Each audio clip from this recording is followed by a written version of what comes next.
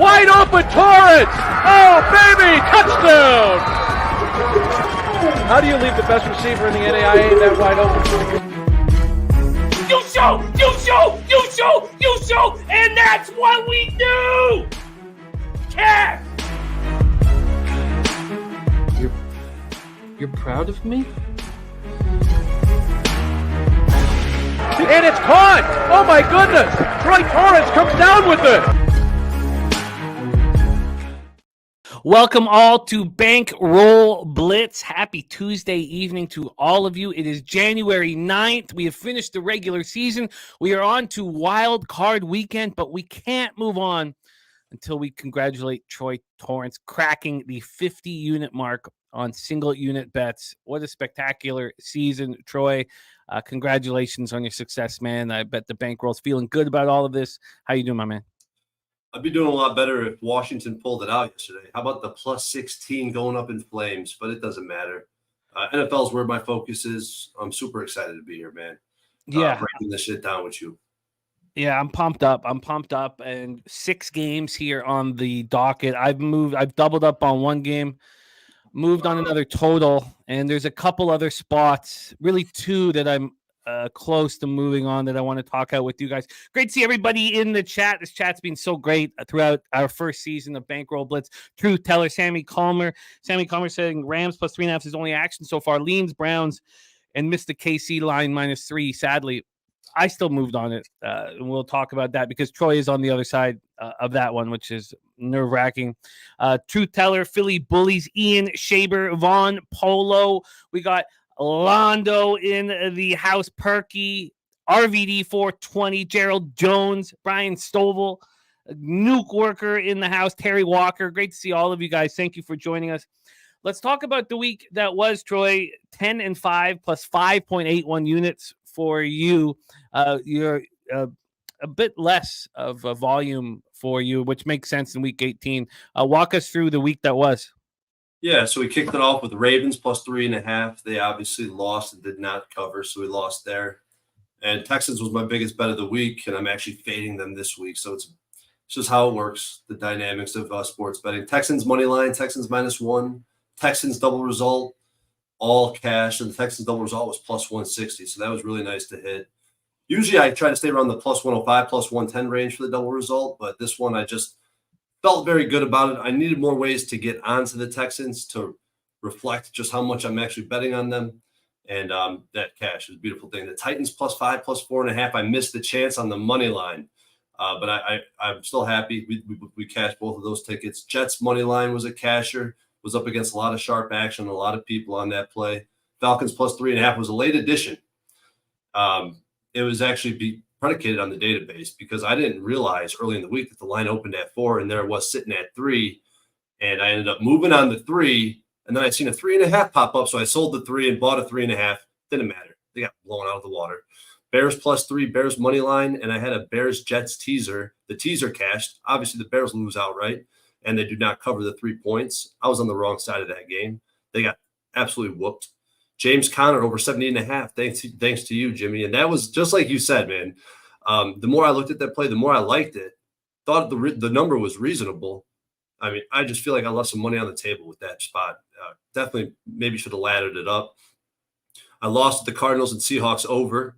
And the Sunday night football, Dolphins, Bills under 49.5. That was a casher. And I had the parlay, Bills money line under 53.5 SGP, which was a casher. And that was actually really interesting because predicated on my database, they said under 41.5 was a very good bet. That was a plus 230 proposition. I didn't move on it straight. I wish I had, but I'll definitely be looking for it in the future, especially in the years to come. It's been fun watching your database grow and your confidence grow alongside with it. What a performance. 208, 178, 53.9% plus 53.39 units, an ROI of plus 13.83%, an average line of plus 133 for Troy. I had a disappointing week, 6-6, down 0.45 units. It was frustrating. I got off to the great start with Pittsburgh, Baltimore, under 37, and the Texans, I'm in business. I'm 2-0. The double up on Seattle, Arizona hurt me. Thankfully, I was still on Arizona +3 in the Connor prop, but upsetting. Tennessee +5.5 was very easy. Chicago +3 was a loser. Chargers -3 was a loser. The San Francisco action probably didn't need to be bet looking back at it. San Francisco -4 and Rams 49ers under 40.5. I did think I was going to cash both of those until that 48-yard penalty on Skronik. And what do you think? What do you think, Jimmy? I mean, we know the books kind of wanted that. If the Rams lost, correct me if I'm wrong, we wouldn't have the Lions-Rams matchup. That's true. I try not to that penalty. I don't know. I try not to get too caught up in that stuff. I mean, if you see all of the feedback from the national championship yesterday, I mean, I was sent 9 different missed holding calls on Michigan. 9. They sent me 9, and they were blatant, and they were some of them were on huge touchdown plays. And so what do you do? I mean, if I get too caught up in that, it will take the fun out of what we are doing. And I know this is a business, and I know this is about making money, but if you're not enjoying it, then I don't know how long you'll last, because you need to find joy in what we do. And so I don't get too caught up into that. But I mean, the 48-yard penalty was, I mean, it was frustrating. It's been a frustrating couple weeks for me after I had that monster week. It's been frustrating. Detroit first half -3 was so easy. I don't understand why I wasn't, hammering that, but it is what it is. I'm disappointed with my regular season. Last year here on the show, I was up over 21 units in the regular season, and I just wasn't able to follow that up this year, which will drive me for next season and hopefully get me rolling here in the playoffs. So that was the week that was. It is great to see all of you guys here. A lot of talk about this Miami KC game. I can't wait to talk about it. Let's get to work, Troy, my friend. Let's get to work. We start Saturday, January 13th, 4:30 p.m. Eastern, the AFC wildcard playoffs. First 3 games are AFC wildcard playoffs. Cleveland Browns 11-6, 3-5 on the road at Houston Texans, 10-7, 6-3 at home. Back at NRG Stadium, Houston, Texas, where we were last night for that national championship football game.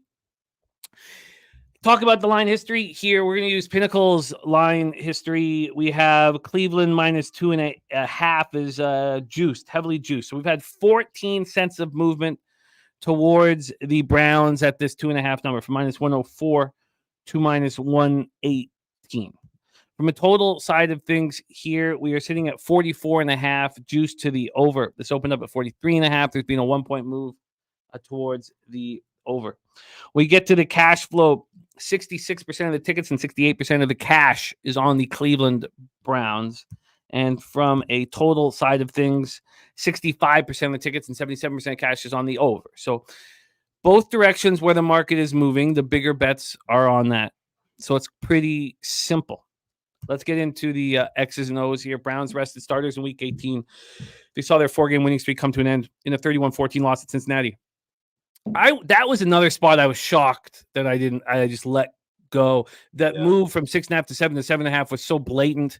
And then we had NFL Pub-Up, and not one person on NFL Pub-Up had that game. And what a missed opportunity that was. And who was playing quarterback? I can't. Driscoll, Jeff Driscoll. It's like Driscoll's going to be able to do anything. And I had called that on the week before. If I had foreseen all of that happening, I don't understand why I was not, but it is. I'm gonna make a note on that spot, man. Well, next year, Week 18, we're gonna find that spot. It'll be out there without a doubt. A quarterback in Browning still trying against.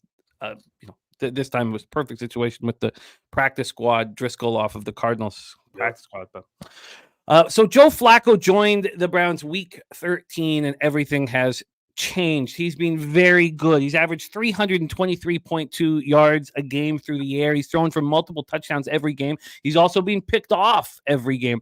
Over the 5-game stretch, he's thrown 13 touchdowns and 8 interceptions. Browns have gone 4-1. Since Week 13, the Cleveland Browns have led the league in passing yards. Flacco's completed 27 passes of more than 20 yards in his 5 games. And some interesting stuff I dug up as well.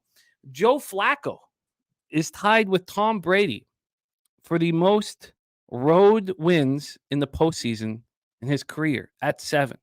Joe Flacco wins this game. he will have the NFL record for most career postseason road wins. On December 24th, in his fourth start for Cleveland, Flacco passed for 368 yards, and 265 of them went to Amari Cooper and 3 touchdowns in a 36-22 victory over these very Texans. Now, Houston played that without star rookie C.J. Stroud, who was out with a concussion. He's now healthy and feeling good, coming off a real nice performance, 20 of 26 for 264 yards, 2 touchdowns in the playoff clinching win at Indianapolis on Saturday night. The Browns managed just 54 yards rushing against the Texans. They need a better balance. They need to be able to run the ball. And that's the reason that I haven't bet the Browns. That's the main reason I haven't bet the Browns. Not C.J. Stroud, the danger of fading him. It's that I can't trust this Browns running game. They put up 54 yards rushing against the defense that was missing Will Anderson Jr. and Blake Cashman. If anybody's watched Blake Cashman in the last, since he's returned, he's an absolute monster, just a pillar of that defense. Yeah. So they lost Jonathan Greenard in that game too. So they lost Greenard. They didn't have Cashman and Will Anderson. And we're going to get back to Jonathan Greenard when we talk about the Texans. But the Browns, 15th in red zone offense this year, scoring touchdowns, 56% of red zone drives. They're 29th in the NFL converting third down, 31.6. That number's actually gone down a little bit with Flacco at quarterback. They rank last in the league in red zone defense. They allow opponents to score on 71.4% of red zone drives. And I've mentioned it a few times here on the show. And I had our very own Dan Kelly, who's such a great capper to cap with, message me, and he felt that there was an explanation for it.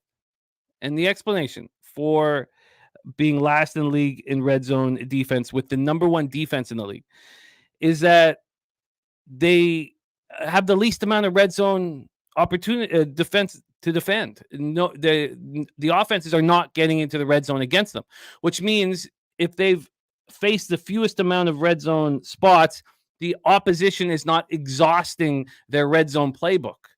They have their best plays ready to go because they've only been there once or maybe twice a game. I guess that is an explanation. I don't know if it is enough, but there is something of an explanation. That holds some weight. I mean, there was 3 or 4 weeks before anyone got into the red zone on the Browns. That's true. And then that, so that is a piece here. Cleveland has the best third down defense in the league. They allow opponents to convert just 29.1% of the time. They allow just 164.7 yards per game through the air. That, of course, is also the best in the NFL. They're just 3-5 on the road this year, but we watched them go out in week 10 to Baltimore and beat them there. Now, of course, that was with Deshaun Watson. That was last time we saw Deshaun Watson, but they've proven that they can go on the road and win big football games. Dustin Hopkins missed his 3rd straight game with a hamstring injury. He's not going to be back. They do not sound optimistic about him being back this week, so Riley Patterson will start. Safety Grant Delpit is eligible to come off the injured reserve, and they need him to because Juan Thornhill is dealing with a calf injury. Thornhill's listed as questionable. He's not being ruled out. Sore cornerbacks Greg Newsome and Mike Ford. Amari Cooper dealing with a heel injury. Now, Newsome, Ford, and Cooper, they all expect to be good to go. We'll see how that bangs out. Houston rookie head coach DeMeco Ryans has turned a 3-13-1 squad into a division champion. Him and C.J. Stroud are the 5th first-year head coach and rookie quarterback combination to make the playoffs in NFL history. They're the first rookie quarterback and rookie first-year head coach combination since Andrew Luck and Chuck Pagano in 2012 for the Colts. They're coming off a huge 23-19 victory in Indianapolis. Stroud was excellent all year. Threw for 4,108 yards, 3rd most by a rookie in NFL history, trailing only Andrew Luck and Justin Herbert. 23 touchdown passes with 5 picks. He ended the regular season with 144 straight passes without an interception. Nico Collins caught 9 passes for 195 yards in a touchdown in that last one. Caught 12.97 this year. Now they have issues at wide receiver, but let's talk about the defense first and the issues there. Blake Cashman is a monster. Him and Christian Harris combined for 25 tackles in the win over Indianapolis. The pass rush only got 1 sack and 3 quarterback hits. They're simply not the same pass rush without Jonathan Greenard. Greenard dealing with the ankle injury. He leads the team with 12.5 sacks. He's missed 2 straight games. He sprained his ankle against the Browns on Christmas Eve. He's making improvements. They're hoping he's going to be there because Will Anderson is playing hurt. It's pretty clear that he's come back early off the high ankle sprain. He doesn't have the mobility that we're used to seeing, and he's not aggravated his injury, but he doesn't look quite the same out there. The Texans gave up 227 yards rushing to Indianapolis. I simply don't believe the Browns can take advantage of the struggles the Texans have had against the run game. Texans were 16th in red zone offense this year, scoring touchdowns on 54.7% of red zone drives, 19th in the league on third down, converting 37.9% of opportunities. Those are key statistics where they're middling, they're average. Houston ranks 5th in third down defense. That's when they've been stepping up in the second half in a big way. 12th in red zone defense. They are 6-2 against the spread when underdogs by 2.5 points or more this year. They've been underdogs 9 times this year. They won 5 of those outright. Now, Robert Woods and Noah Brown, back and hip injuries respectively. Woods he was close to, he was like in warm-up. He was trying to get out there. So he's expected to play Saturday night. The question is, will Noah Brown, he's dealing with a transverse process fracture injury in his back. He's making progress, but will he be there? Laramie Tunsil, Pro Bowl left offensive tackle, has got this knee issue. It's being drained 3 times in the last 9 weeks. Against the Colts, Jerry Hughes injured his ankle, and they say that he will be good to go here. Take it away. I know you've moved on this football game, Troy. The floor is yours, our first wild card game of the year. Of course, I moved on this game. The Browns have been my horse this season. I've been very profitable. But you know what else has been very profitable for me this season is this spread, this price range between the threes, essentially, +2.5 to -2.5. I feel like I have a good beat on the market. I know where the market's going to move. Based on the matchups, the motivation, etc. A very common spread, right? So the database is very effective because there's a bigger sample, and you get CLV on top of an edge generated from the database. And that's the thing. Some of the database that I put a lot of eggs into that basket this season because it's been so profitable. It's not that applicable now. You're gonna really have to pick it apart and find spots where it's very similar, and then you have a much smaller sample. So. Just keep that in mind. But I backed this Texans, like I said, man, earlier in the show. Covered my action. I was all over this Texans team. And I think Stroud is an elite quarterback. He has an incredible future in this league.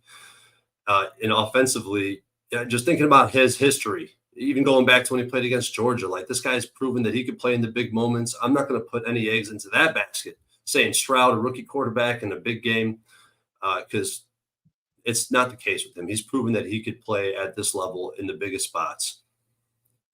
Offensively, you had Stroud versus zone against the Colts. Stroud destroys zone, and defensively, you had D'Amico and Slowick shut down the RPO and Minshew under pressure. And Slowick shutting down the RPO makes a lot of sense when he was calling plays for a team that ran RPO a lot of times when he was in San Fran. So, versus the Colts, that was a very favorable matchup. Versus the Browns, I think it's the exact opposite. I've talked about this before. We want to fade the Texans against elite defenses. They haven't beaten one team that's top 10 in opponent yards per play this season. That includes the Ravens, the Panthers, the Falcons, the Jets, and the Browns. Why is that? Why can't they beat a team with the top 10 defense? Well, they can't run the ball. Not versus a good defense, not versus a bad defense. They struggle to run the ball consistently. 29th in rush yards. Their offensive line cannot generate line yards, and Singletary goes down to the slightest touch. When you got a great defense versus a one-dimensional offense, it makes it so much easier to scheme against that offense. And now you got a bunch of injuries at the skill positions for this offense. I think that's going to make it a little bit tougher. Not to mention, I talked about Stroud versus zone versus man. His numbers fall off significantly, and the Browns play man-to-man at the second highest level or second highest rate in the NFL. And they'll likely just sit in a cover one, shade single high safety towards Nico Collins, and then what? What are you going to get out of Texans? I think it's going to be a far stretch for them to put up the numbers that we've seen them put up before. And Stroud's numbers also fall off under pressure, just like a lot of quarterbacks do. So good luck with Myles Garrett and Zadarius Smith. And I'm not buying, I know a lot of people do, I'm not buying that the Browns defense on the road sucks. I mean, obviously you look at just numbers on a paper, that makes sense. But I've watched countless hours of film on this team. I bet them every single week. Most of these, there's asterisks all over their road defensive performances. Most points come late in the fourth off turnovers. Most of them going for scores or in their own territory or broken plays like the Colts with 3 hard counts, picked up 170 yards and 2 touchdowns off 3 plays where they got the defense to jump off sides. I'm glad that narrative is hanging around and lingering around in the market because that got me a number under 3. It was a beautiful thing. Now, Flacco, he is what he is, man. You're going to get big playability. You're going to get a lot of turnover-worthy plays. but he's been there and he's done that. He's a veteran quarterback. And I think that Van Pelt and Flacco, they really play to each other's strengths. I really believe that. It's something that you'd hope to see if you're a Jets fan, Jose Bouquet, with Rodgers and Nathaniel Hackett. But I just don't think that's going to be the case. We got the matchup advantage. We got the market advantage. We got the more experienced team. And motivationally, just think about it. I know I talked about a motivational spot yesterday with the Michigan versus the Washington, and it was something similar to this. So take it for what it is. Texans make the playoffs as a massive overachiever, some of the longest pre-flop odds to make the playoffs in the past, I don't know what it was, 20, 40, 50 years. That's a big deal. And, the strength of schedule, I just can't get over that. Look at the strength of schedule between these two teams. They've had it very easy over there in Houston, and I think it's time to fade them. I got the Browns. I bet them -1.5. I bet them -2.5. I'll probably find more ways to bet them. And one more thing, take it for what it is. This is what the database has on this spot. Now, this isn't playoffs specifically, but what you should know about the playoffs is the Sharps are very, very efficient with the spread that's less than a touchdown, less than 6 points.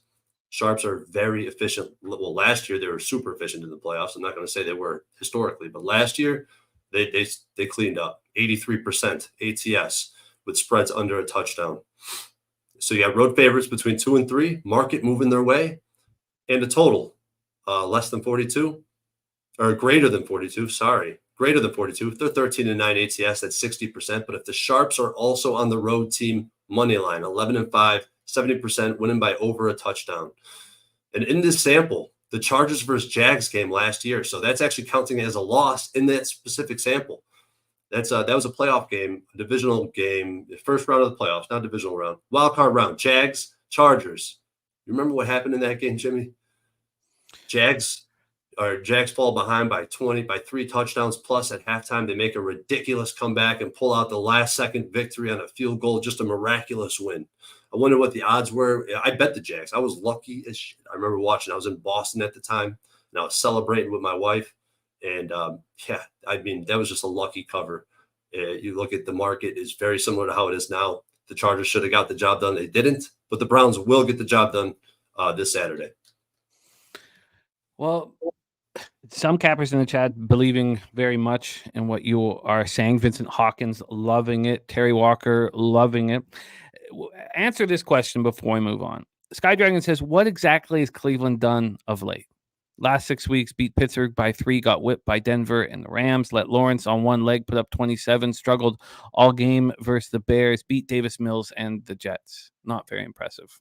So I think that what they did offensively versus the Jets was impressive.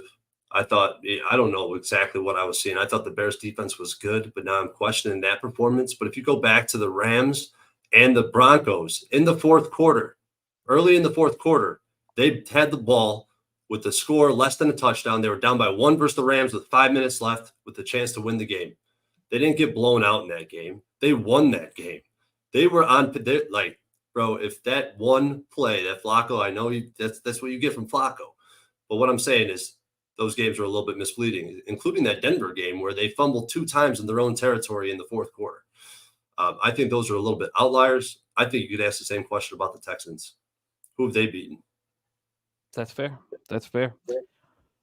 Troy is on the Browns -1.5. He's also on them -2.5, and he is going to be moving on them again. He's going to be moving on them again. Dan Kelly, that's a good point, man. And Seattle, that last-second touchdown, Geno orchestrated the last-minute drive. And that's the thing about the Browns' defense, too. They're high-variance defense. They're going to take a lot of chances. They're going to play man-to-man. They're going to have cover 0, cover 1, and send the house. Try to get pressure. Try to create turnovers with their defense. It's what they do. So you're going to have some big plays. Seahawks took advantage of that early in the game. Then what happened after that? There was no offense to be had until the very last drive.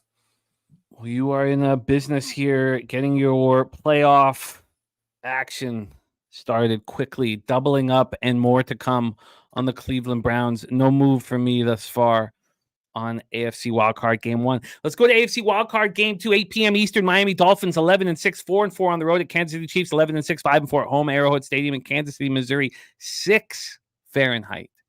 Mostly cloudy, 12 miles per hour winds. And this is a game where you're going to hear two sides of the coin. I have doubled up and I've increased my unit size for the playoffs. A little more than what I've been betting in the regular season, even though I increased it January 1st. It's an increase of that as well. I've doubled up on the Kansas City Chiefs here, first half in full game. I simply can't comprehend how the Dolphins can do this. I don't care if this is the worst Chiefs team we've seen in the Mahomes era. I can't figure out how the Dolphins are going to be able to accomplish this against the rested Chiefs squad. Let's get into the line history and the total. From a total standpoint, we are sitting at 44. I'm interested in the Dolphins team total under. I'm not that interested in the under full game because I'm concerned about this Dolphins defense. This total opened up at 44, minus 109 to the over, minus 105 to the under, and it has not moved at all. We have a 4 now for the Chiefs. My bookies moved it to 4.5. Pinnacle will be moving it to 4.5. You can expect pretty soon. When they moved it from 3.5 to 4, it was a juiced 4 immediately. So, and it's moved a further cent since then. So it's minus 4 at minus 112. And I had to spend a little bit of juice. I got in late myself. I got the minus 3.5 at minus 115. Then the first half minus 2.5 at minus 122. It wasn't cheap. Take a look at the cash flow here for this spot. We have 55% of the tickets and 69% of the cash on the Chiefs. I'm comfortable with those numbers. 64% of tickets and 83% of cash on the under. I do get it. I do understand it. But I would prefer to focus just on the Dolphins at this point. But this is why we're here, is to figure stuff out and discuss it and then get to the window. The Dolphins have lost 10 straight when the temperature is 40 degrees or colder. There's been a lot of talk already about that in the chat. They've lost those games by an average of 17 points. The Chiefs have lost just once in their past 10 home games in which the temperature was 40 degrees or colder. They've never lost in this weather in the playoffs. They're 4-0 in playoff games. Miami comes in off their second straight loss, 21-14 at home versus the Bills. They closed the season with losses to the Ravens and Bills by a combined score of 77-33. They were outgained 964 to 650 in those losses. So they lose Jalen Phillips first. And, that's a huge loss. But Andrew Van Ginkel came in and did great work. And we know that their inside linebackers are still very strong. It's the outside linebackers that are getting decimated. So they lose Jalen Phillips. Then they lose Bradley Chubb. Just a huge hit to their front seven. Then against the Bills, they lose Jerome Baker and Andrew Van Ginkel. So is Van Ginkel, is he out? He's done for the season. Season-ending injury for Van Ginkel and for Baker. So Baker was activated from IR ahead of Week 18, and he was a saving grace. They're like, "Oh God, we got Baker back. That's good. Thank God." And now he's gone. And Van Ginkel's importance when Jalen Phillips got hurt is just enormous. He was so good. He was such a veteran presence. Then they lose backup edge rusher Cameron Good to a torn patellar tendon against the Bills. So there is 3 players, crucial players. Now, Cameron Good shouldn't be crucial, but because of the injuries, he becomes crucial, that they lose against the Bills. So now Emmanuel Ogbah, who was a healthy scratch in Week 17, who's getting paid $17.2 million a year and was a healthy scratch in Week 17, is very important again. Melvin Ingram, activated from the practice roster after they cut Jason Pierre-Paul. The rumor is that they're going to go back and try to get Jason Pierre-Paul. That's what this has come to. Now, we know what they have done. They signed Justin Houston today. They signed Justin Houston, veteran pass rusher, who played for the Chiefs, 4 Pro Bowls with the Chiefs. Was an All-Pro in 2014. So he began the season with Carolina Panthers. He requested his release a few weeks ago. So Justin Houston is going to be there to help them. They are not getting Xavier Howard back against the Chiefs. Mike McDaniel just said that they don't expect to have Howard. You can take that for whatever it's worth, but I do not expect them back. So this is a red zone defense that was 28th in the league. Healthy. Allowing touchdowns 64.8% of the time. 20th in the league on third down, allowing opponents to convert 38.9% of the time. Things have changed drastically for this football team. Drastically from what we remember, what our vividness or recency of them are. A month ago, they were they could have taken the top seed in the AFC. They were 2.5 games over Buffalo in the AFC East. Now, Jalen Waddle and Raheem Mostert are expected to both be back. Waddle's missed the past 2 games with a high ankle sprain. Mostert, NFL's touchdown leader with knee and ankle issues. And their offense is very good. Miami's offense, second in red zone offense, scoring touchdowns 65.5% of the time. They rank 7th on third down, converting 42.1% of third down opportunities. Devon Achane has been excellent, 163 yards on 24 carries and 2 touchdowns in these last 2 games. His average of 7.8 yards per carry is the best in NFL history by a running back with at least 100 carries. They finished the season 1-5 against playoff teams. Their lone victory in Week 16 against the Dallas Cowboys. Against playoff opponents, this offense averaged 17.7 points per game. In the other 11 games, non-playoff opponents, they put up 35.5 points per game. Tua completed 65.1% of his passes in the 6 games against playoff teams with 7 touchdowns, 6 interceptions. And only 1 game did he throw for more than 1 touchdown. And he is winless in 4 games when the temperature is 45 degrees or lower. He was raised in Hawaii. And the last time the Dolphins won a playoff game was the year 2000. The Chiefs rested their most important pieces in a season-ending 13-12 victory at SoFi versus the Chargers. These teams met in Frankfurt back in November. The Chiefs beat the Dolphins 21-14. The Chiefs went out to a 21-0 lead, took their foot off the gas pedal, and didn't look very good in the second half. The Chiefs are riding a 4-game winning streak over the Dolphins. That goes back to 2014.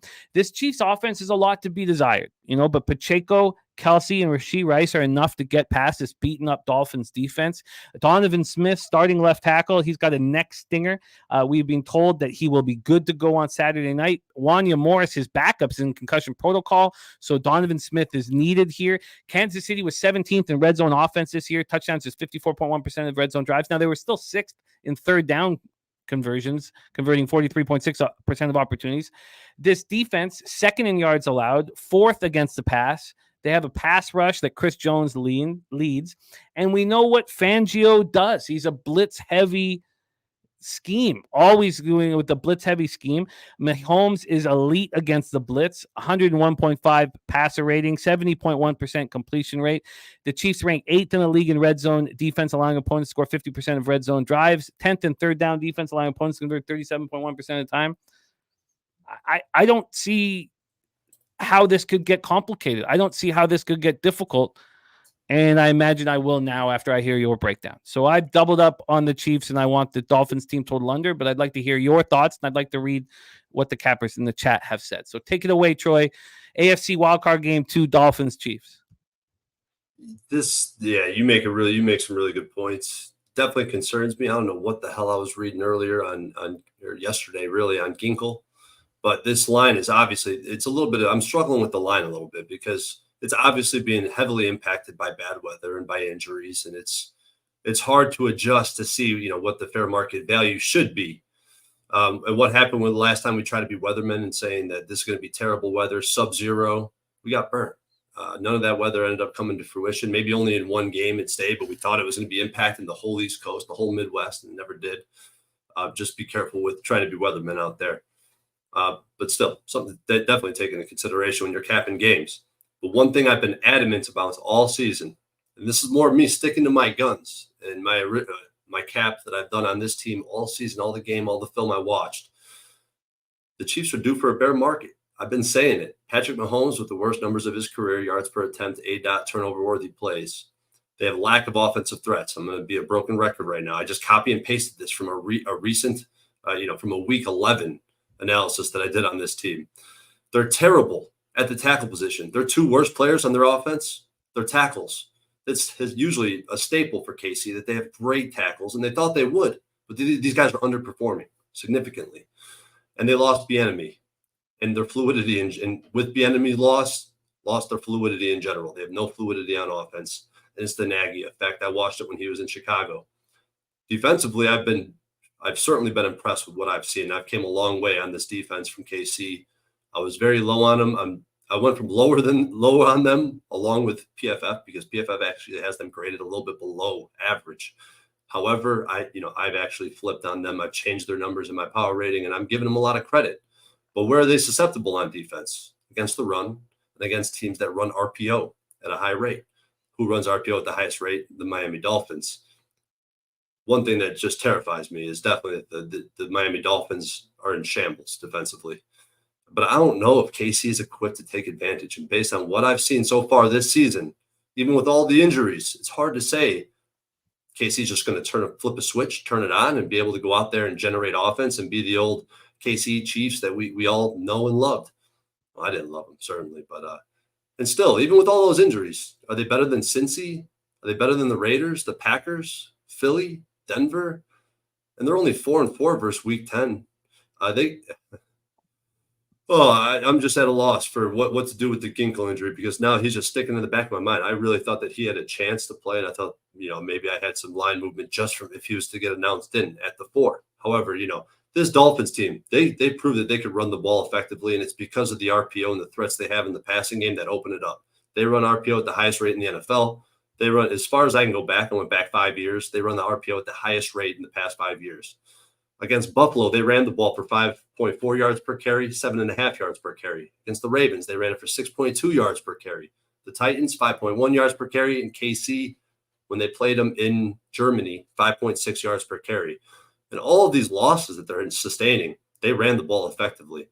And given this situation with the supposed weather, and given that, look at the numbers, look what those numbers tell me. They got to be running RPO and even giving the ball more designed runs to A-Chain and hopefully Mostert. And the narrative is the Dolphins can't win the big game. But what about the Chiefs? They have only one win versus a team over 500. And it was the Dolphins, where the Dolphins lost by 7. I watched that game. I actually had the Dolphins in that game, and it was a fumble for a touchdown prior to the halftime that ended up being the difference maker. And I know this is a different defense, but outside of the first drive, they only had 2 drives, including the first drive. They only had 2 drives of 5 or more plays the entire game against the Dolphins. And I just think that the offense I don't think they're capable of really exploiting anybody at this point, not only because of how bad the tackles are, but how bad the play. I don't know if it's the play calling or play design, exactly what that is, but the penalties. These tackles are just generating penalties at the highest rate in the league. I called for the bear market. I called for the one and done in the playoffs. I have to stick to my guns. Give me the Dolphins +4. It just feels like a Dolphins at any price over 3 and the Chiefs at 3 or under. It definitely feels like that to me. I have this number with Ginkle not, still in the handicap. I have this number at Dolphins pick'em. So the last thing I'm going to touch on is the database. And I don't know how applicable it is being a playoff game. And there's really no markets that were exactly like this one in the playoffs last year. But road dogs are 3.5 or 4, and the market moving towards the home team, they're only 6 and 8 ATS. So just first layer. And this is what I found interesting. So if you filter that down, this money line price right now is it's minus 200, 209 or something like that for the Chiefs. Filter it down to any time you have a price between 195 and above at the 3.5 or 4. There's a kind of a lot, there's a bigger sample of those games than I thought. And it's surprising to me that the road or the dogs, the underdogs, the road dogs cash at a higher rate when you filter it down to that big of a money line price. 5 and 3 ATS. And if the total is over 44 or his total is less than 44. So we're at 44 right now. Total is less than 44. It is a 5-0 ATS trend. And the sharps are very efficient in this price range. I know right now the sharp action is on the Chiefs. But I'm just going to, I really think that maybe this market flips, but I'm kind of concerned now. I was under the wrong impression about Ginkle, and we'll see. We'll see what happens. But I definitely think I'm riding with my guns on this Dolphins team. Wild. I'm going to add the Dolphins team total under. I think that the Chiefs will build momentum after this game, and I think there'll be a problem in the playoffs. I think they're going to be a real problem in an AFC. In an AFC that's all of a sudden much weaker than we thought it was going to be. Week 6, we thought there was monster teams all over the place, and maybe the Browns still are one. I mean, we'll see, but I think that the Chiefs are more than capable of flipping a switch. Now we'll have to ask the same question when we talk about the Eagles, but I think the Chiefs are more than capable of flipping a switch. And that's what I'm especially about to allude to, because I'm going to be talking about flipping the switch for that team. So, I mean, I'm not putting it out of the equation. You got Patrick Mahomes. He's the best quarterback on the planet. He's the best football player on the planet, the most valuable, no doubt about it. I just don't see the pieces there for him. And Rashee Rice, he's been awesome. But what happened to Kelsey? This man's disappeared. He's not grading out well. You go watch him. He's not strong in his route running anymore. He's dropping the ball. Everyone's dropping the ball on that team. You know what? It's possible. But if they win this game, and I don't care if they cover or not, if they win, I will be heavily fading them next week. There you go. Dolphins, Chiefs at Arrowhead. Troy and I on opposite sides in this one. I'm going to add the Dolphins team total under. I think I'm too late to the party. Dennis Garcia got in on the under 47. Mel got in on the under 46.5. Great job for the two of you. Dennis also got the -3. Great job there. All right, let's roll on. That is Saturday action. NFL Pub Hub will be Saturday morning before those two games. Not Saturday morning, Saturday like early afternoon. But NFL Pub Hub will move to Saturdays as we move through the playoffs. And our NFL playoff pool is in effect. Jose and I are shooting the video just explaining exactly how to do the confidence pool. It's pretty simple, but it'll help if we have the video explanation. So that will be done right after this show. A $50 entry, and we really hope you guys are involved. And if you guys don't like it, we won't do it again next year. We're trying to build things here at Pub Sports Radio that we can do every year, and we have an enormous autonomy in this company. Jeff just wants us to do what we want to do and what the people will support. Let's move on to Sunday. Man, this probably won't make the edited version of this breakdown, but I do want to add some things that I missed on my notes here. Sure. Dolphins last year went into Buffalo as 14-point dogs without Tua at quarterback. They only lost by 3. The Chiefs in the playoffs last year, they won by 3, 3, and 7. I don't know. There's just 2 more bullet points that I had that it's just tough. I'm not very confident in this play, but I have to do it. Oh, I feel you. You guys stick to your guns, man. It's what's got you over 50 units this season on single unit bets. We move on to Sunday, January 14th, AFC wildcard game 3. Pittsburgh Steelers 10-7, 5-3 on the road at the Buffalo Bills 11-6, 7-2 at home. We're at Highmark Stadium in Orchard Park, New York. 23 Fahrenheit and windy. 29-mile-per-hour winds. We've seen the total drop dramatically. Ron Crawford's spreadsheet play of the day is on Pittsburgh +10. Let's get into the line history here for this one. The 10s are still there. They're still there. Right now, you can get the 10 slightly juiced at Pinnacle, a +10. Oh, it's gone down a bit. So now it's back to a pick'em, right back to a straight pick'em. This moved 9 minutes ago back to a pick'em, -105 each way. So there has been a 5-cent move towards the Bills at this number. From a total side of things, we are sitting here at 36.5. 36 at a bunch of books, but 36.5 here at Pinnacle. Interestingly enough, though, this went down to 35. So there was a point where the pros went for the middle. And why wouldn't they? Because the pros got in at 40.5 or 41, and it went down to 35, and that's 5.5 or 6 points of middle. And so that jumped this back up to 36.5. We still have had a 4-point move and is very slightly juiced towards the under. Get into the cash flow here for this one. We have 58% of the tickets on the Bills, but 40% of the cash. Then 62% of tickets and 81% of cash on the under. The Steelers coming off their third straight win, 17-10 at Baltimore, with the Ravens resting their starters. TJ Watt suffered a knee injury. He is officially out for this one.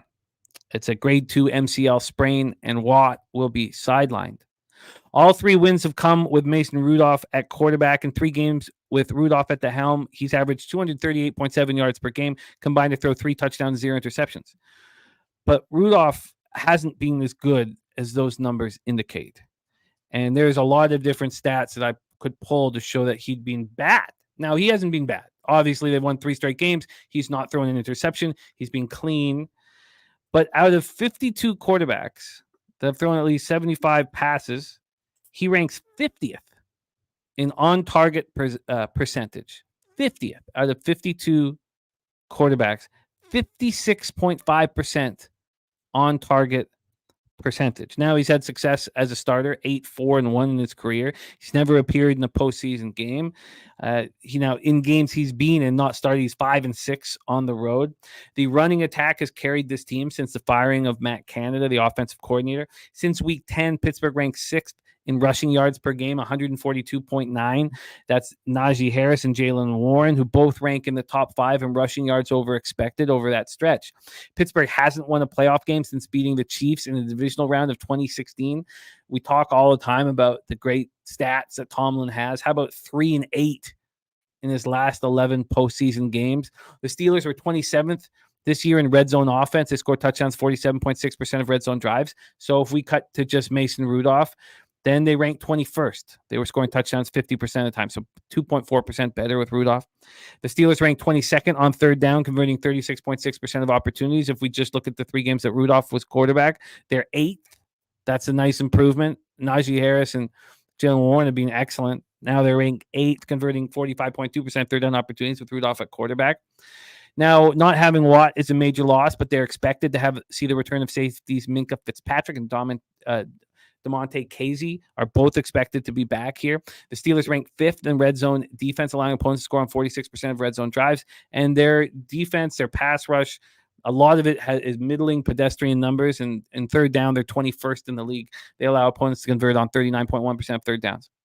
The Bills come in off their 5th straight win, 21-14 at Miami to win the AFC East. The Bills only beat one team by double digits during this 5-game winning streak. Josh Allen was 30 of 38 for 359 yards, 2 touchdowns, 2 interceptions, and he lost a fumble. His turnovers continue to plague this team. Khalil Shakir led receivers with 6 catches for 105 yards. Ramon Scott moved on it on our live stream, and so did you, Troy, after hearing Ramon's breakdown. Great job by both of you. Stephon Diggs was next with 7 catches for 87 yards. Kincaid caught 7 for 84. The Buffalo offense has scored 27 or less in 3 straight games. And despite the mistakes that have plagued Josh Allen throughout the season, he led the NFL in total touchdowns with 44, 29 through the air, 15 on the ground. The Bills finished the season 6th in red zone offense, scoring touchdowns on 63.1% of red zone drives, and they are the number 1 ranked third down offense in the league, converting on 49.8% of third down opportunities. The Bills defense has stepped up in a big way against the Dolphins. They held them to 14 points and 47 net yards in the second half. Bills ranked 17th in red zone defense and 19th in third down defense. Take it away for us here, Troy. We have AFC Game 3, Steelers-Bills. This one is crazy to me because of how counterintuitive it is. You think that the bigger the favorites, the lower the total, the more the underdog cashes, but it's quite frankly the exact opposite. The bigger the favorites, the lower the totals, the higher the favorite cashes. But the Bills certainly haven't been informed to cover a double-digit spread. I don't think they have done so all season long. Steelers, on the other hand, they've been pretty much fraudulent all season long, sitting on top of the luck rankings, getting outgained in most of their wins, clinched a playoff spot. Thank God the Ravens sat everybody. They're thinking they're lucky stars. Now they're missing their best player, and that changes things incredibly. Just everything changes without TJ Watt on the field because it's going to reduce the effectiveness of every single player on that defense, including the secondary, the linebackers, the Highsmith on the other edge. And do we trust Mason Rudolph in the playoffs on the road? I'm not ready to do that yet. Maybe someone could talk me into it. But the Bills, it's the tale of 2 seasons with this team. And it's pretty obvious to me that the books have tremendous liability with this team when it comes to futures and probably on this money line as well. But it's been impressive what they've been able to do. But I don't know if I can trust them laying double digits. But here's how I do want to attack this game. Steelers will be more vulnerable in coverage without TJ Watt. They prefer to play man-to-man, and I'm not sure why they prefer to play man-to-man because their cornerbacks and safeties cannot cover in man-to-man. And the pass rush domino effect, right? I talked about it, TJ Watt, that's going to reduce the effectiveness. Josh Allen exploits man-to-man coverage. Stephon Diggs is the best receiver by far against man-to-man coverage. I'm not sure that Tomlin tries to lean and take him away, but right now I'm going to be looking for receiving props on the Bills, and I'm going to attack this game from that standpoint. Rather than taking a side or taking this total, I would rather just, if I'm taking a spread right now, I'd be betting the Bills. However, I think the better, more efficient play will be in the prop market for receiving. How does the 29-mile-per-hour winds affect that plan? I'm sure that'll be reflected in the price of the line. And if I don't see that to be true, then maybe I'll start leaning towards the under. But those have not been released yet. So when they do, I'll definitely have to take that into account. It's a good call. Yeah, I don't know what to do with this spot here. I mean, I lean towards the Bills covering the 10 points. I expect Mason Rudolph to throw for about 135 yards. And now he'll need a slant pattern to Pickens that goes for distance for him to have any kind of numbers here. We've seen that in his 3 games. I don't. When you look at the Bills' season-long defense, you talked about the tale of 2 seasons. It's very middling and very pedestrian, but they've been quite a bit better over the last little while, and we saw the Patriots sort of do the same thing. It took them 4 or 5 games without Judon and Christian Gonzalez to figure things out. Same sort of thing happened with the Bills without Milano and Trey Day. It took them a little while to kind of figure things out, and it feels like they have. Dan Kelly says it feels like a 24-3 game to him. Truth Teller says the Steelers are getting better. I don't know if I want to move on the Bills in any fashion, really. Can we trust Cook to move the ball on the ground here against the Steelers' rush defense? Can you trust that? I don't know if I would trust that necessarily. They've proven they could run the ball, and I don't really think that Steelers, their numbers don't suggest that they're going to be able to stop the run. So I think they should have some effectiveness, and that should just draw more attention to the run. Hopefully the winds are howling, and that'll give Josh Allen the ability to show off his arm talent and hit Diggs on a freaking go pattern or a back shoulder and just get really close to his line. I really think that the Bills should cover this game. And I do think anyone taking the Steelers, God bless you. I would never take a dog with this low of a total. At this big of a dog at this low of a total. It doesn't work out. Because you would think with this low of a total, because I went over all the possible scores, you would think that the dog would be very live. Right. This low of a total. Right.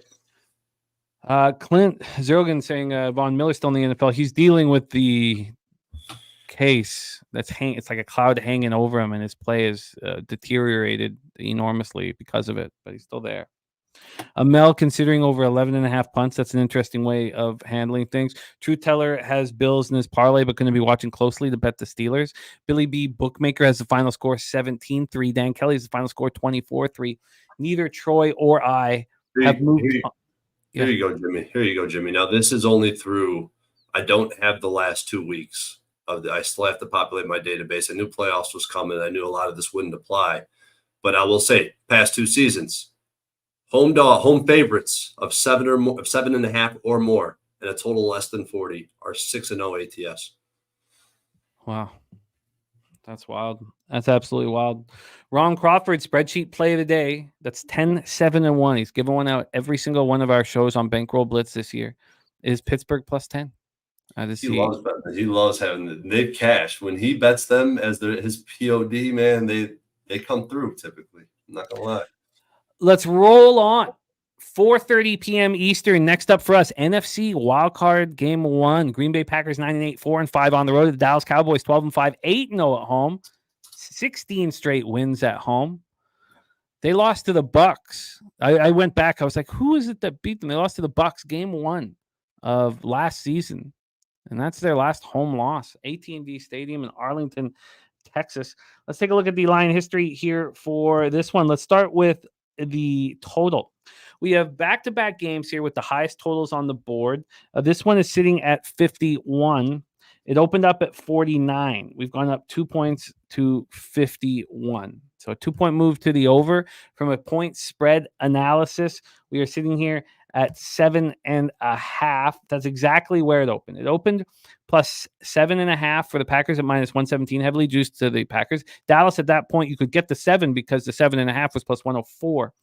There has been a move towards the Cowboys at the 7.5.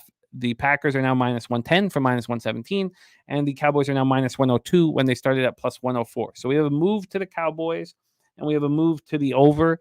Let's take a look at the cash flow and see if it correlates.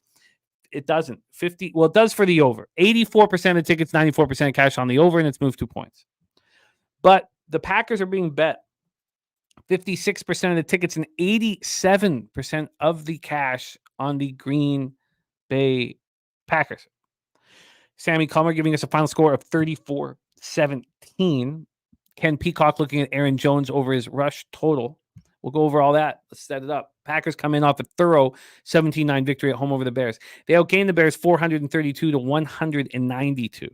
Jordan Love was excellent, 27-32 for 316 yards, 2 touchdowns, no picks. He, in his last 8 games, has thrown 18 touchdown passes with just 1 interception. Green Bay's offensive line. The last 2 games they've looked just as a team they've looked so much stronger. I mean, go back 3 games ago. They beat the Panthers 33-30.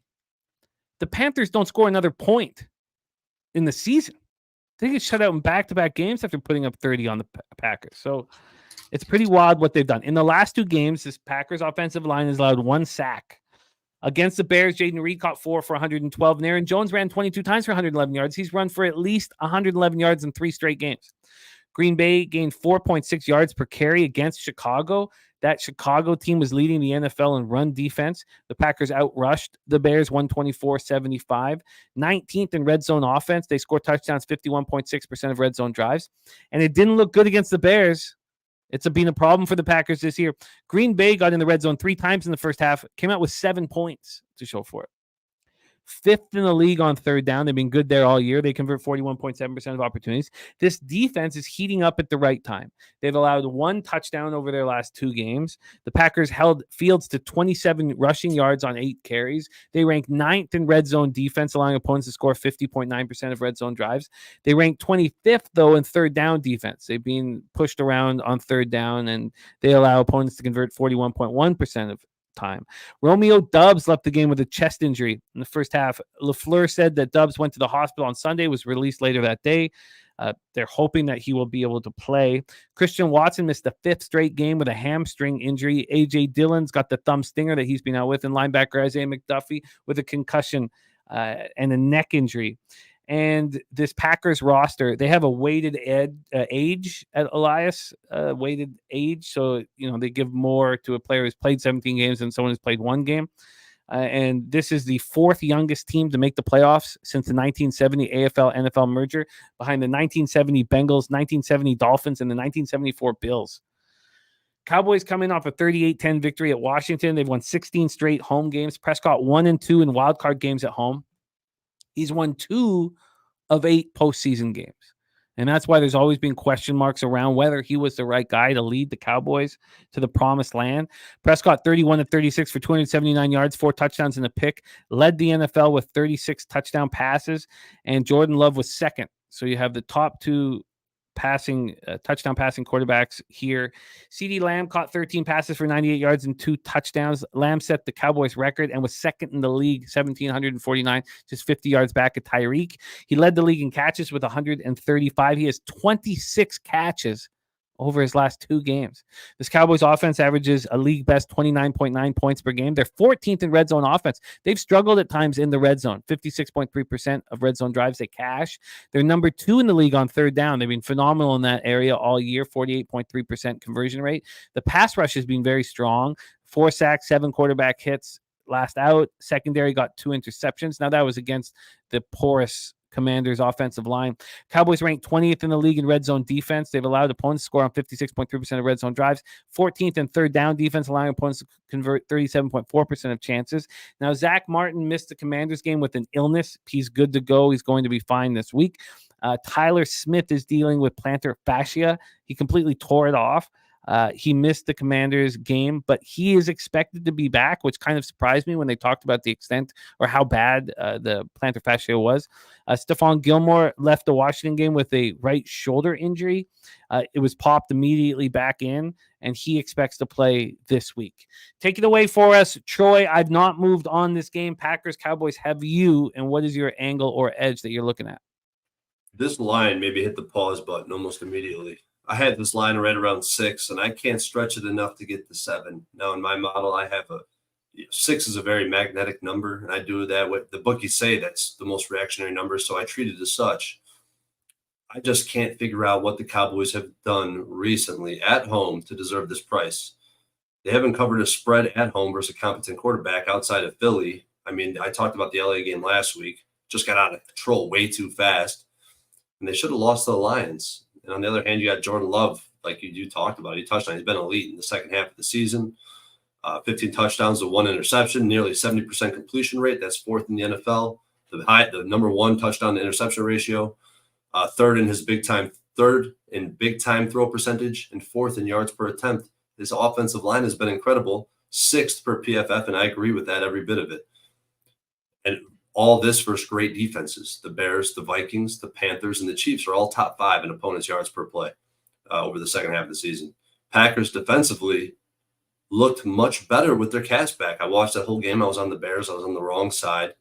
Devondre Campbell definitely made a difference in that game. Jair Alexander, Preston Smith. Don't worry. I mean, I don't want to overreact is what I'm saying by touching on this right now, because the Packers own the Bears. It's just historically always true. They get out-schemed, outgamed. Man for man, they get beat. And it's hard to explain. So I don't want to overreact to that win that I just witnessed with my own 2 eyes. But my issue is the Packers have not faced one opponent who ranked top 10 in pass rush. We talk about this great offensive line. They really haven't played against top 10 pass rushes or defensive lines in general. So I think we're treading into unknown waters, quite frankly. Now, they did fare out very well versus the Chiefs, but very poorly versus the Steelers. So you get a double-edged sword right there. They look much better with Aaron Jones, all the defensive pieces, and hopefully Watson back this week. And this Cowboys team is a team I've only bet one time all year. I don't trust McCarthy. His track record is that of a clown. Offensively, they struggle to run the ball. I think they do lack weapons offensively. Now, CeeDee Lamb is incredible. Don't get me wrong. But outside of him, it's Jake Ferguson, I guess. Dak has been much better this year, but can we trust him? Cowboys play man-to-man. I think it would be very important for the Packers to get Watson back. Watson torches man coverage. I think it's because he's deceptively fast and lanky and long. He just kind of might be confusing for a defense to look at, but he crushes man-to-man coverage. It's just a tough line. You have all this money on the Packers. This line is not moving towards the Packers. It's still sitting at the 7 in the hook. At this point, I guess the only way I would play this would be Cowboys on a teaser. But I would hope if I see some line movement, I might end up putting me on the Packers. I agree with the market move, but I don't want to try to get over it. I don't want to be in the business of betting overs in the playoffs, although haven't been as drastic in the last few years towards the under as it was 7 or 8 years ago when it seemed like all playoff games were going under. Skydragon says Dallas offense has been better with McCarthy as a play caller than Kellen Moore. Moore with Herbert looked mediocre. There's truth to that. Anthony Richardson says he's laying the 7 and he's not overthinking this. The truth teller says if books wanted Dallas money, it would be a 7 and not a 7.5. He says 7.5 is begging for Green Bay cash. Londo says he's got a feeling the Packers can keep this within 7.5. Truth teller giving us a final score of 30-10. Sammy Comer on Dallas team total over 28.5.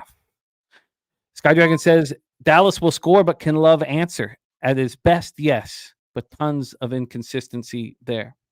WT says Pollard is a third-string running back, and there's no balance in Dallas's offense because they got to bring in Rico if they want to, hammer in between the hash marks into the teeth of the defense. Because Pollard can't; he just can't do that over and over again throughout the game.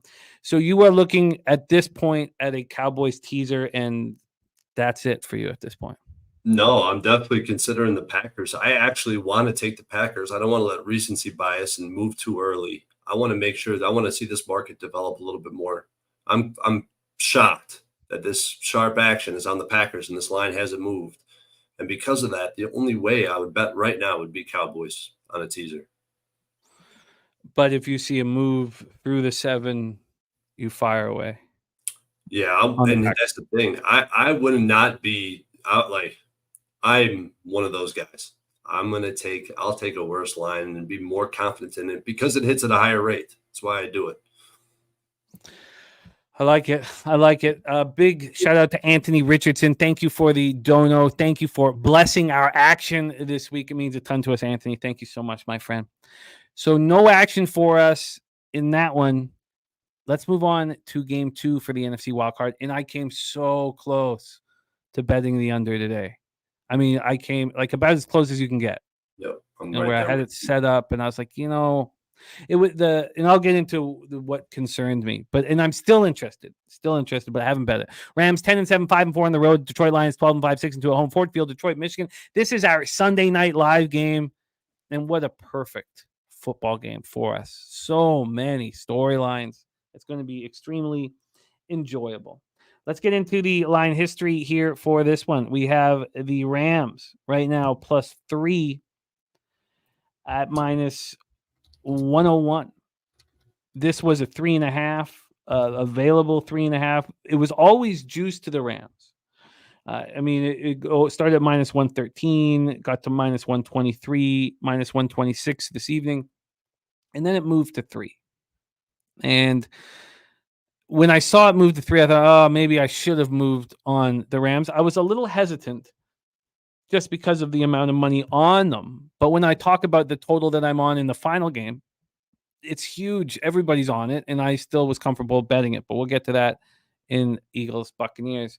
Here, this total is at 51.5. It's very slightly juiced to the under. It's moved 3 cents. Earlier today, around 5:15 p.m., it was 3 cents moved to the over. Now we've had to move back to the under. So since 5:15 p.m. on Tuesday, January 9th, it's moved 5 cents towards the under. So that's where it is. So officially, though, from the opening line, it's moved 3 cents towards the under. So very little movement there, but I am very interested in it. Let's get into the cash flow here. 73% of the tickets and 96% of the cash is on the LA Rams. A lot. Then 19% of the tickets, but 40% of the cash is on the under. I know there are going to be long drives. The problem is I can't trust the Lions' red zone defense. That's why I haven't moved on it yet. And maybe I can look past it. Maybe. But I wanted to talk it out with you guys. The Rams coming off a 21-20 victory at San Francisco where both teams were resting starters. They're now 7-1. They won 7 of 8 since their bye week. 7th in NFL in total yards per game. 8th in points. Stafford was excellent this year. Threw for 3,965 yards, 24 touchdowns, 11 interceptions. It's funny when I look at those numbers because in my mind, he's been even better than that. I think he's been as good as I've ever seen him, including the Super Bowl year. I just see him in complete control out there. Puka Nacua, who you've been so high on since the beginning. Troy said that he will be a Hall of Famer. I think that was week 2, very early in our show. Set NFL rookie records for catches with 105 yards with 1,486. Kyron Williams became the Rams' first 1,000-yard rusher since 2018. He finished 3rd in the NFL in rushing yards with 1,144, 12 touchdowns, 32 catches for 206 yards, 3 touchdowns, and he missed 6 games. A lot of talk about Steve Avila, the rookie left guard. He did not miss a single snap all season long, and they talked all year about him and Kevin Dotson and how much better they were at the guard positions this year from last year. Like just a world of improvement, and Avila getting a ton of love. The Rams rank 4th in the league scoring touchdowns on 63.6% of red zone drives, 8th in the league on third down, converting 42% of third downs. They've been very good offensively. Now we go into this defensive group, and I started really liking them. And, we had Aaron Donald, the old head. They have 2 rookies in Kobe Turner and Byron Young that finished 1st and 2nd in the league in sacks by rookies this year. Kobe Turner had 9. Byron Young had 8. You have Aaron Donald, the old head, in there with 53 tackles, 16 for a loss, 8 sacks, 3 pass deflections. This very young defensive front around a veteran has worked out very well for them. They finished with 41 sacks, tied with the Lions for 23rd in the league. Both the Rams and the Lions have the lowest amount of sacks of any of the playoff teams here. Jordan Fuller is day-to-day with an ankle injury, and he's not going to be practicing this week. They are very concerned. Now, this is a point of depth for them now, which it was in the beginning of the year, but they're extremely concerned that he won't be in the lineup. Also, linebacker Troy Reeder hyperextended his knee. Fuller has played more snaps than anybody on the Rams defense until the injury. and it doesn't sound like he's going to be in the lineup. And it's going to be a huge loss. Now, it's still an if. If he is unable to play, Russ Yeast, second-year safety, will have a much larger role. Fuller only played 20% of the snaps in Week 18. Yeast took the other 80%. He'd played 23% or less in the last 3 games. John Johnson and Quentin Lake are at safety. They've been good. They have a lot of experience and production beyond Fuller, so it's not all encompassing around Fuller, but it's a huge loss if Fuller's not there. If I knew Fuller was going to be in the lineup, I would have already bet the under. But I think this is a point of strength for them. They're 15th in red zone defense, allowing opponents to score 54.2% of red zone drives. They're 18th in third down defense, allowing opponents to convert 38.6% of the time. They started 23rd and 24th basically in those spots, and they got better as the season went on. They have the worst special teams in the league, and it's been talked about all year long. Mayer is 73.9% field goal percentage. His longest is 54 yards. He's missed 2 extra points. They are tied for first in the NFL with the fewest kick return attempts with just 9. And punt returns, they have 28 punt returns for 204 yards, 7.3 yards per return. That's 4th least in the NFL. And they have fumbled 3 punt returns this year. Their special teams rank 32nd in the NFL. The Lions coming off a 30-20 home victory over the Vikings. Dan Campbell's decision to play all his starters in hopes of this modest improvement if the Cowboys lost to the Commanders was stupid. It was stupid. It was bullheaded and dumb. There's so many great things about Dan Campbell. Don't get me wrong. He's a motivator.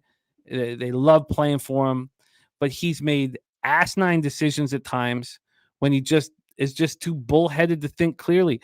They did not need to win. They needed to rest their players, and now Sam Laporta is not going to be out on the field. Now, they haven't confirmed that he's not going to be out on the field, but this is what Dan Campbell said. He said, "You're either all in or all out." If somebody said that to me in Week 18, I don't know if I'd be able to listen to him anymore. I think I would have to write off that individual for making such a dumb statement. You've worked all year to get yourself in a position, and you're either all in or all out. That's pretty fucking stupid. Laporta had 86 catches, an NFL record by a rookie tight end, 889 yards and 10 touchdowns. He and Odell Beckham Jr. are the only rookies in NFL history with at least 86 catches and 10 touchdown receptions. His hyperextended knee and bone bruise. Campbell says there's an outside chance that he will play. They're expecting to have Brock Wright good to go. So Wright will make his return after missing the last 3 games with an injury. Now, Wright has been excellent run and pass blocking. He's very, very, very good. Offensively, he's caught 13 balls for 91 yards and a touchdown. It's going to be Wright getting a ton of playing time. Khalif Raymond also suffered a knee injury. He didn't come back. Jamison Williams is expected to play this week after missing a game with an ankle injury. The Lions starting quarterback Cameron Sutton has looked bad the last few games. He looked really bad against Jefferson and really bad against Lamb. Now he's going to be going up against Cooper Kupp or Nakua and Jerry Jacobs, Kindle Vildor. They've all looked bad in pass coverage situations over the last little while. The Lions offensively are rolling. No questions about that. Now we'll have to see without Laporta on the field. 3rd in the league in red zone offense. They score touchdowns 64.1% red zone drives. 11th in the league in third down offense, converting 41.5% of the time. They are the 3rd worst. Now, it's when the season ended, they're the 4th, where they're 29th in the league in red zone defense, allowing opponents to score 66% of red zone drives. Now, they're 12th in third down defense, so they're a little better there. James Houston, who is now in his 3rd week of practice following the fractured ankle, is not playing. He's not going to be able to play. Now, CJ Gardner-Johnson returned from the torn pec against the Vikings in Week 18. He returned in Week 18, so he had 4 tackles, a pass deflection, and interception, and Melifonwu has been very, very good. So he Gardner-Johnson back, Melifonwu to keep playing well, but there are problems, and I can't comprehend why Dan Campbell would have played everybody. For the life of me, I don't get it. You're either all in or all out. That makes no sense to me. That makes none. Take it away for us here, Troy. Rams, Lions, our Sunday Night Live spot. what a terrible, irresponsible decision that was by Dan Campbell. Just the way he approached it and how vocal he was about the decision he was making.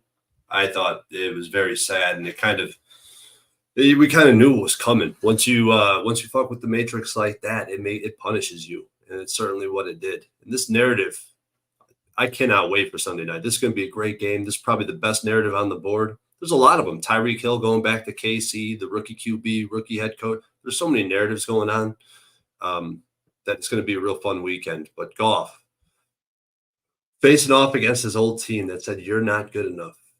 Man, it just felt like the NFL assured this would be the matchup. And catching 3 points with the Rams right off the bat, I was very enticed by it. Catching +3 at +100 when I was looking at it originally. These are two bet-on teams, Goff and Campbell, Stafford and McVay. I would give Stafford and McVay the advantage in that situation. Just looking at the coach quarterback, I would definitely give it to Stafford and McVay. I find it interesting that both of these teams are very similar in a few ways that kind of stuck out to me. Both teams' offensive efficiency is predicated on a rushing attack that's good. It wasn't very look at the offense when Kyron Williams was out. It was a completely different team. Both teams stopped the run. Both teams have been pretty damn good against the run, and they have a good win rate at the line of scrimmage. And that's despite both teams having a sketchy defense to some extent. But honestly, I'm a little bit higher on the market on this Lions defense. I kind of started selling them earlier in the season, but they kind of come on strong here, in my opinion, down the stretch. And Stafford, oh, man. This guy has been incredible this year. I've definitely become a Rams believer. I've watched him a lot over the past few weeks, and he could just do it all. Like you said, I really think he's having the best season of his career. He's the most confident I've ever seen him look in the pocket, and him and McVay work so damn good together. But on the road, out of division, he's not been very good. 6 touchdowns, 6 interceptions. His completion percentage drops off very significantly. And defensively, they really haven't graded out average, not even average, against anyone outside of the Cards, the Commanders and the Giants. And their coverage is very poor. It is heavy zone, which is favorable against Goff. But if we're looking at this game in a few days, and all the money and the public is on the Rams, and this line isn't moving, I'm certainly going to be on the Lions. I might even move on the Lions right now. And something you've been talking about is the under. That's definitely my first instinct, looking at the cash flow, looking at this game, thinking that both teams are going to be able to stop the run, have more success defensively. This total is very high for a playoff game. And if you look at all the manipulations of the side in this situation, home teams that open and close at Pinnacle at -3, but the money line market is moving towards the road team. That's what we got right now. At Pinnacle, this line open and close at 3. The money line odds are kind of moving towards the Rams. Well, the home team in this situation is 5-1 ATS, 7-1 straight up, and they're winning by 12 points on average. So it's a pretty wide margin of victory for an 8-game sample.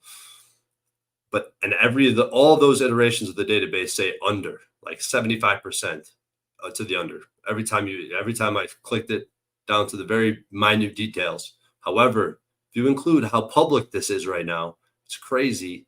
This is a very public total to the over. Sharps around the under. The over cashes at a pretty significant rate, 65%, pretty big sample. So I don't know if I'm ready to move on this game yet, but it would be on the Lions and the under. I'm getting close. What do you think about a side here, Jim? Who are you leaning?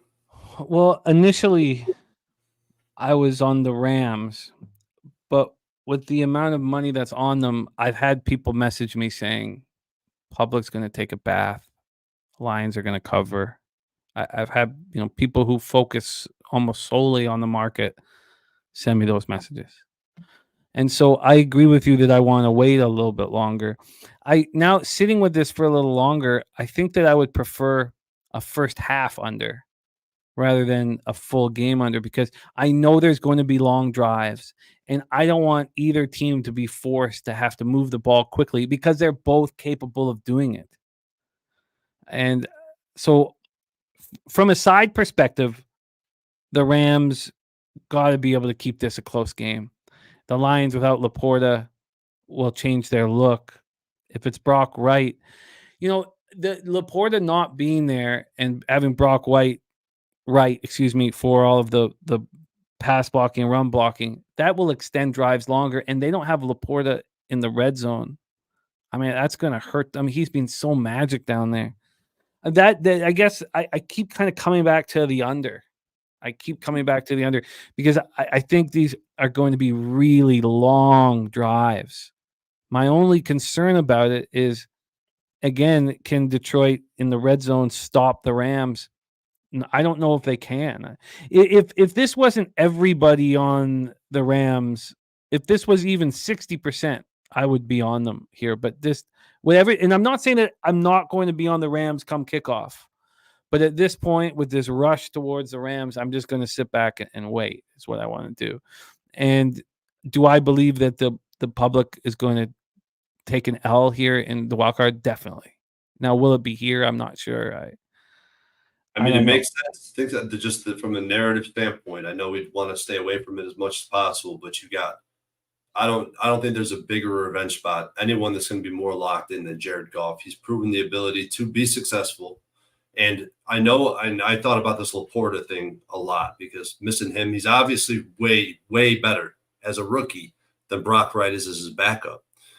But he's also a beneficiary of a great offensive running game, play action. What percentage of his total utilization is off of play action? It's quite high. I'm not sure what it is. I don't know that number off the top. I didn't dig that one up, but just watching the game and knowing how often the Lions run play action, anyone can kind of feast off that if you have a good enough running game and you're playing tight end. Now, the bad part is that Brock Wright is significantly worse in the blocking game too, pass blocking and run blocking alike. So it's definitely a tricky spot, but there's no way that I'm taking the Rams, especially. I thought I'd be on the Rams. I really thought I'd be on the Rams, but as soon as you start digging through that market, if this ain't going to 2.5, and it don't look like it's going to get there. It doesn't look like it. And the same thing with the Packers. At this point, with all the money piling in on the Packers, and it hasn't moved yet, and the same thing goes for here. There's only one way I can bet here, and it's the Lions. Bet Online, of course, came out very early with this. No, I guess they didn't here. Even they were a little concerned with the playoffs here. So they opened this up with the Rams +3 at +100. And this moved to 3.5 about exactly 12 hours exactly 24 hours. No, 12 hours. Sorry, 12 hours and 5 minutes after this line came out, they moved it to 3.5. If it didn't come back to 3 right now, I mean, that would be screaming as loud as possible that the Lions are the look. Now it is back to 3, so I'm curious to see where it goes. But why in the world, if all the money was being bet on the Rams, would a book like Bet Online move it from 3 to 3.5? It's. I would have, if I didn't see that 3.5 back down to 3, I would have moved down the Cowboys Lions money line parlay already at plus money. I had that in my ticket. I was staring at it, dead in the face. I haven't moved yet. And Razor brings up a good point. I talked about this on prior shows. Who have the Rams beaten? They beat the Browns, and in my opinion, they were on the cusp of losing that game 100%. And that was Flacco's first game at QB. So I agree with him completely. And you could see holes in this team. I mean, it's not all rosy-daisy. Like I said, Stafford on the road, outside of division. Anyone not named, really, the Cardinals and the Seahawks. This guy has 6 touchdowns, 6 interceptions, and a much lower completion percentage. Much lower.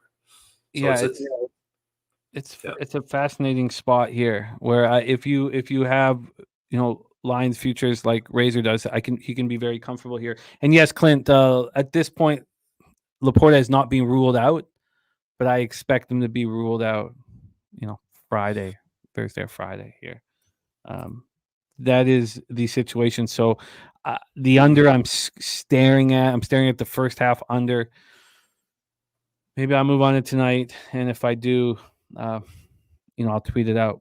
But let's move on to our Monday night live stream, Monday, January 15th. And I have moved on the under in this one, under 44 at -110 at Bet365. Pinnacle was moving this, it was -116 to the under when I took it at -110 over at 365. I feel like this will be at 43.5 and then 43. Let's start with the spread.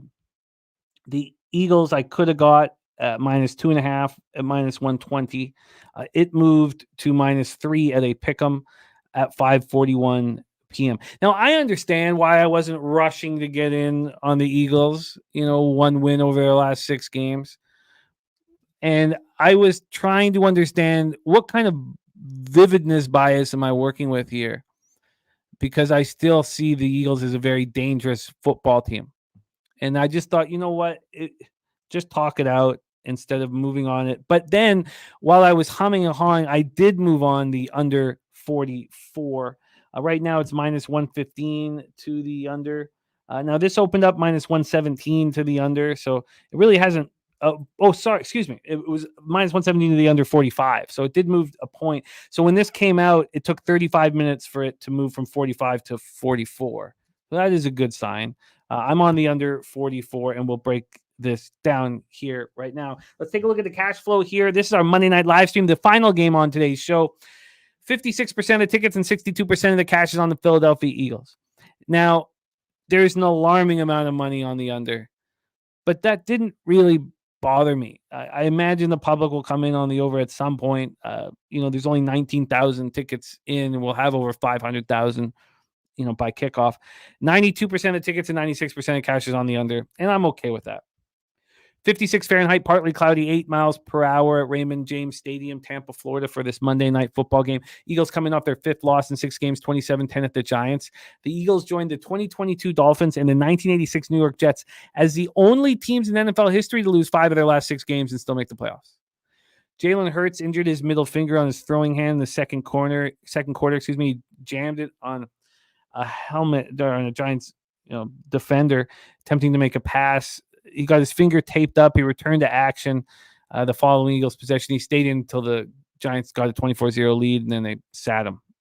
Hurts did not fracture his finger on the play. A.J. Brown and Sidney Brown left the game with knee injuries. Sidney Brown is done for the year. I tried to get as much information on A.J. Brown as I could. I couldn't get any. Cam Jurgens left with an eye injury. Still no more information on that. The Eagles are 9th in red zone offense, scoring touchdowns 60% of red zone drives. They're 3rd in the league, converting 48% of third down opportunities. And the defense is a mess. So they took the play calling from Sean Desai. They gave it to Matt Patricia. Since that's happened, the defense has gotten worse. They're allowing 26.75 points per game under Patricia. It was 24.7 under Desai. They're allowing 363.2 yards per game. That's 10 more yards they're allowing than they were under Desai.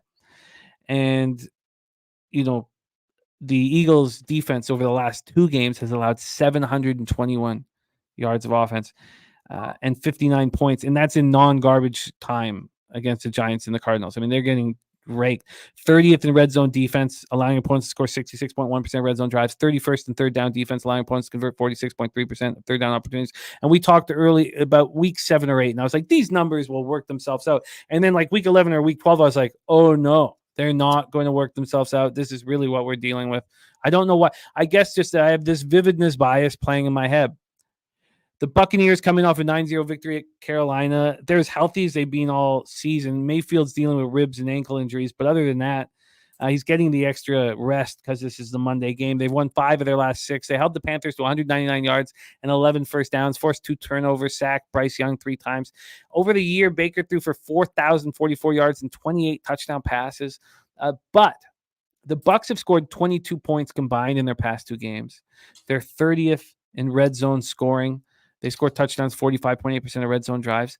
They're 10th in the league on third down. And we imagine here that Bowles is going to blitz and blitz and blitz. This defense finished the regular season 14th in DVOA, 7th in points allowed. Against the Giants, the Eagles offense couldn't handle the blitz. The Giants blitz Hurts on 56% of dropbacks. He went 5 for 12 for 41 yards and a pick on those plays.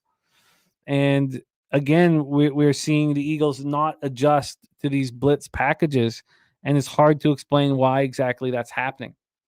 In Sirianni's first year, they had a wild card game against the Bucs. Bowles was the defensive coordinator, and Hurts was blitzed on half of his dropbacks. It was a 28-22 loss.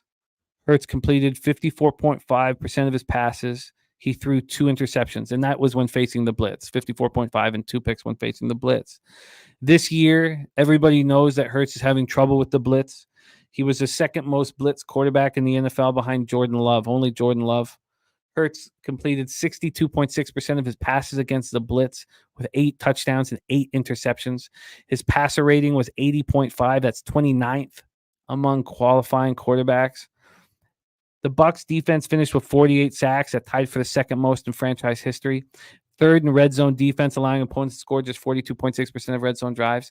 23rd and third down defense, that was a problem for them. And Antoine Winfield has been incredible this year. He's just not getting enough love. I mean, how is he not in the Pro Bowl? It's ridiculous. He stopped another goal line situation with DJ Shark. He forced DJ Shark to fumble on the goal line. That's his 6th forced fumble of the season. He's also recovered 4 fumbles that leads the NFL. And not enough people are talking about Antoine Winfield. I'm on the under 44, and it took everything for me not to bet the Eagles -2.5. Maybe I get to the Eagles. I don't think the Buccaneers are a good football team, and I'm not sure if the Eagles can just flip the switch. What do you think here, Troy? Our Monday night live stream, NFC Wildcard Game 3, Eagles-Bucs at Raymond James Stadium.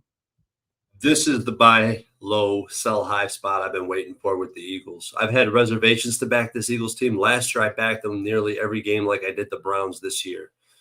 My question is, should the Bucs even be in the playoffs right now? They have some sketchy wins, and sketchy is kind of giving them a little too much credit. Panthers fumble in the end zone in a tie game and come up with 0 points. They have a 40-yard run for a touchdown called back for illegal formation.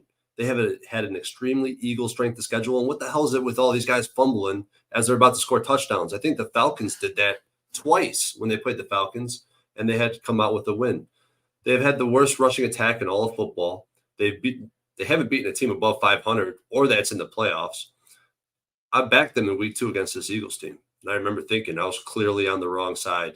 I know Evans dropped a few passes in that game, might have changed some things, but Swift ran for 130 yards and over 8 yards per carry. I expect to see something similar here this week. You know what? If things ain't working, what can you do for the Eagles? You could lean on this great offensive line in the running game. And I don't know why they just don't do it at a higher percentage, even though they run the ball. Probably, I think they're definitely top 10. I think they're like 7th or 8th in rush play percentage. And I've been waiting to fade this Bucs team. If you watch this show, you know I'm always teetering. I want to fade the Bucs. And as soon as I wanted to back the Bucs, what happened? They actually got crushed up by the Saints. I wasn't on it, but this bend but don't break defense, I think this is exactly what this is. You want to describe this defense? It's a bend but don't break defense. They're terrible on third down. They're great in the red zone. But the thing about bend but don't break defenses is that they'll break when you've got a great rushing attack. And I think that's what the Eagles are going to trot out there come Sunday night. And when you got the tush push for any short conversions, you just got that in your back pocket. You just love having it, being an Eagles backer. Baker Mayfield, I think he's beat up. He was beat up earlier in the season. He had a couple rough games. And he's definitely been worse at home this season, more turnover-worthy plays at home and way less big-time throws. And the Eagles, there's not much to say about this team. We all kind of know what to expect from this team at this point. And I throw out this last game. After you hear Sirianni talk about that last game versus the Giants, it just made me realize, they were not really going out there. He was like, oh, yeah, we might pull out our players. We're going to be scoreboard watching. Things of that nature really told me what the sentiment for that game. He told me what was up. They're still top 6 offense per the numbers and per PFF. Defensively, they've obviously fallen off a cliff, and I understand that. But back to the one-dimensional offenses, it makes it much easier to defend a team that's one-dimensional, a team that can't run the ball. That's the Texans. That's the Bucs. The Bucs have the worst run blocking unit, the worst. I think they're 32nd in yards per carry. I'm not 100% sure on that, but I'm almost positive. And I think that this defensive roster, they have the caliber. They have the players there. Can they put it together? I think they have a better chance of putting it together than the Chiefs, and that's why they ended up beating the Chiefs in KC. But this is the time to buy low on Philly. It's enough said. Philly's going to get this job done. Everyone's doubting this team. They still have a Super Bowl caliber roster. They went to Tampa Bay and smacked the Bucs before. I think they could do it again. Last year, the Bucs were catching 2 points at home against Dallas in the wild card. Dallas had lost 2 of its last 4, including a 20-point loss to Washington. They lost to Jacksonville, gave up a huge comeback win, just like the Eagles did to the Cardinals this year. The public was on the money line last year, just like they are this year. Go look at the money line. Public is all over the Bucs, and they got blown out. Give me Philly -2.5. It's -3 now. I wouldn't mind taking that -3. I think it's going to be Smack City. Philly's going to take care of business. What was the juice you got on the 2.5? I got a 2.5 at -115. -115. Well, nice job. Nice job. Mel says, I bet those 2 games, the Browns and the Eagles, by the way, these are the 2 games. If you go back and look at the wild card round, historically, the team with the better strength of schedule wins at a high rate. But if you look at the discrepancy between the strength of schedule, like you see in this game, Eagles top 5, Bucs bottom 5, this is where it's a blowout spot. And this also applies to the Browns versus Texans. So those are the 2 spots, and that's why I moved on them right away. I forgot where I heard it from last year. I think it was actually probably here in Pub Sports Radio, to be honest. Strength of schedule dominates, and I was like, oh, whatever. Like, I didn't think much of it last year. And then I watched it absolutely dominate the wild card round. So here I am, back in the two widest splits between strength of schedule. That's the Browns. That's the Eagles. Oh, you put together a good argument. Troy on the Eagles -2.5, -115. I'm on the under 44. I'm still interested in the Eagles. I'm okay that I didn't move on them, even though that's a pretty powerful move to 3. I certainly will be keeping an eye on it, and then we'll have our live stream on Monday evening. That, my friends, is our wild card breakdowns. Let's review all action here on wild card week. Of course, Troy coming in off cracking the 50-unit mark on single unit bets. Extremely impressive. What a run you've been on the last 5 weeks. Troy's on the Browns -1.5 and -2.5 to get his card started. And then we're heads up on the next one. I'm on the Chiefs first half -2.5 and full game -3.5. Troy's on the Fish +4. And I'm going to bet the Dolphins team total under after this show. That looks like it'll be the only addition I make. Ron Crawford's spreadsheet play today is Pittsburgh +10, but at this point we are off of Steelers Bills. Then NFC action, Green Bay, Dallas. We have not moved on that one. Very interested to see what the market does. The +7.5 does seem like it's inviting Packer action, and we will wait and see what goes on there. Then I'm still interested in this Rams-Lions under. I'm just going to stay just interested at this point. I do think the public will be moving towards the over. I do think that makes sense. I might end up moving on that tonight. I do feel that with Laporta not out there, I bet you when he's announced officially out, it probably drops a half point or so because you start putting together your game script with Brock Wright at tight end and not having Laporta in the red zone. I think I guess I move on that under for our Sunday night live, and then I move on the Fish team total under. And then on Monday, I'm already on the under 44 and the Eagles -2.5, -115. Razor looking for gambler's first glance possibility says Bucks just beat the worst team in the league, just 9-0. No way the Bucks can beat the Eagles who just made the Super Bowl last year. Al Cervic said it's only 7:40 his time. Go back and start from the top. Yes, this is our shortest show of the year. 6 games and hammered out. This is not our regular 3-hour and 20-minute breakdown, but it doesn't matter the length. It just matters the cash. And Troy, you've been delivering nonstop. And you know who else has been delivering? All of you guys in the chat. You've supported the show, and it means so much to us. Philly Bullies, Al Cervic, Razor Sharp Picks, Mel, the Chosen One, Clint Zerlgan, Jared TG, Dan Kelly. What a great group you guys are. WTSC for all. The Nuke Worker, Londo, Jeffrey Blue. Thank you guys so much. Truth Teller, all of you guys. Thank you. Big Show Picks. Thank you for your support all year long. It means a ton to us. Burner, thank you. Mel, thank you. Terry Walker, Slim Fabo, thank you. It's been a lot of fun, and I need to turn it on here come playoff time. Got to turn it on. Troy, my man, spectacular work in the regular season. Keep climbing. Keep climbing. Don't stop climbing. Get that cash. I know that you're concerned about only having 13 NFL games left in the season, so make the most of them and get all the money you can, my man. Any last words here for the Capper supporting the show?